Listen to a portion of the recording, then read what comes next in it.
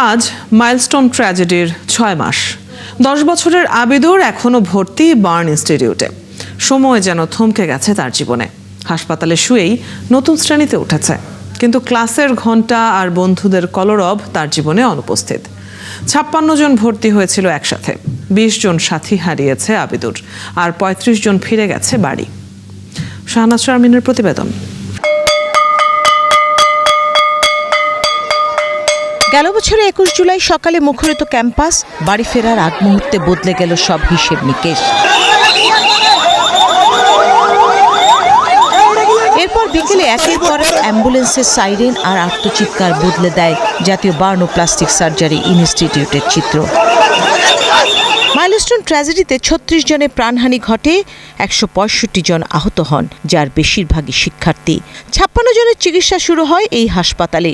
দেশি বিদেশি টিম সমন্বিত চিকিৎসা শুরু করেন। সব চেষ্টা ব্যর্থ করে দিয়ে ওপারে পাড়ি জমায় 20 জন। বাকি 36 জন বেঁচে যায় চিকিৎসায়।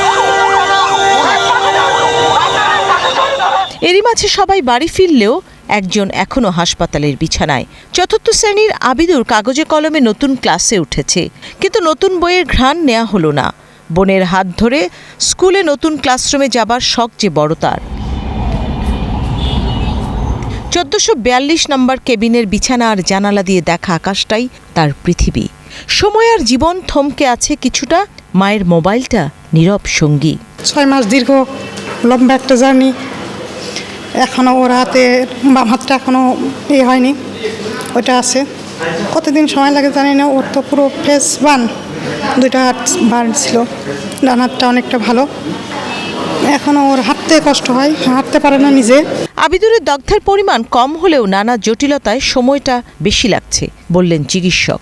এই বাচ্চার যে সমস্যাটা আসলে হয়েছিল, যে আমরা তো অনেকবার অপারেশন করেছি বাচ্চাকে, তো ওর যে প্রবলেমটা হয়েছিল অ্যাকচুয়ালি ইমিউনিটি এদের তো খুব কমে যায়। এরা সূর্যের তাপ আলো তাপ পায় না, যাইতে পারে না কোথাও। তারপরে নিউট্রিশনের কিছু তো ব্যাঘাত ঘটে, তারপর মুভমেন্টের সমস্যা, সব কিছু মিলে তার কিন্তু ইমিউনোলজিক্যালি আপনারা জানেন এমনি বার্ন পেশেন্ট ইমিউনোলজিক্যালি সাপ্রেস থাকে। তার মধ্যে লং টাইম এই থাকার কারণে অনেক বিষয়ের কারণেই আমাদের ডিলে হয়েছে, আর আমাদের অনেকবার অপারেশন করতে হয়েছে। 1 সপ্তাহ পর বা কিছুদিন পর আমরা তাকে ছাড়তে পারবো। বাচ্চা এখন আমাদের ছাড়ার মতো অবস্থা আছে। হাসপাতালের করিডোরে দেখা মাইলস্টোনের দগ্ধ 7ম শ্রেণীর জাইয়ানার সাথে 32 দিন পর চিকিৎসা শেষে বাড়ি ফিরে গেলেও ফলো আপে আসছেন প্রতি মাসেই মায়ের সাথে। এখানেই হারিয়েছে প্রিয় বন্ধু নাজিয়াকে। বাসায় গিয়েছি আমি সেপ্টেম্বরের 1 তারিখে। স্কুল শুরু করেছি আমি এক্সাম নভেম্বরের 26 তারিখ থেকে। অনেক দিন পর, যেখানে আমার কোনো সম্ভাবনা ছিল না যাওয়ার, আমি অনেক দিন যেতে পারছি সুস্থ হয়ে আল্লাহর জন্য। তাই আমি অনেক ভালো লাগছিল। বার্ন ইনস্টিটিউটের চিকিৎসা নিয়ে সন্তুষ্ট হলেও ক্ষতিপূরণ আর সরকারি ভূমিকা নিয়ে ক্ষোভ আছে এই অভিভাবকের। সরকার ঘোষণা করলো যে আমাদের আহত বাচ্চাদের জন্য 5 লাখ আর আমাদের শহীদ বাচ্চাদের জন্য 20 লাখ টাকা। আমাদের আহত বাচ্চাদের 5 লাখ টাকা বা শহীদ বাচ্চা একটা জীবনের মূল্য কি 20 লাখ টাকা হয়? আমরা তো ভুক্তভোগী আমাদের বাচ্চাদেরকে নিয়ে। আর আমরাই মনে হয় এমন একটা দেশে আছি যারা আমাদের ক্ষতিগ্রস্ত বাচ্চাদেরকে নিয়ে সরকারের পিছিয়ে ঘুরছি, আমাদের বাচ্চাদের জন্য কিছু করার জন্য, যেটা পৃথিবীতে মনে হয় বিরল। প্রতিটি মৃত্যু কাঁদিয়েছে হাসপাতালের সবাইকে। শিশুদের বাঁচার আকুতি ভুলবার নয়।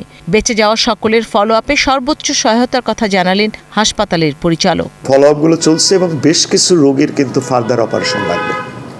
হ্যাঁ, এটাও আমরা করব এবং তাদেরকে প্ল্যানের মধ্যে দেওয়া আছে।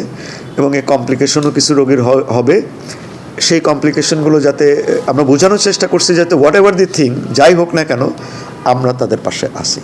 এবং এটা কোনো প্রতিশ্রুতি, সাধারণ প্রতিশ্রুতি না, এটা আমাদের কমিটমেন্ট। সারা দেশের মানুষ প্রার্থনা করেছিল শিশুদের জন্য। হাসপাতালের নিয়মিত রোগীরা ছেড়ে দিয়েছিল তাদের কেবিন কিংবা বিছানা। পুরো হাসপাতালের সবাই এক হয়ে চেষ্টা করেছিল দেব শিশুদের কষ্ট কমাতে আর তাদের বাবা মায়ের কাছে ফিরিয়ে দিতে। তবু ঝরে গিয়েছিল কিছু নিষ্পাপ ফুলের মতো শিশুরা। শাহনাজ শারমিন, 71, ঢাকা।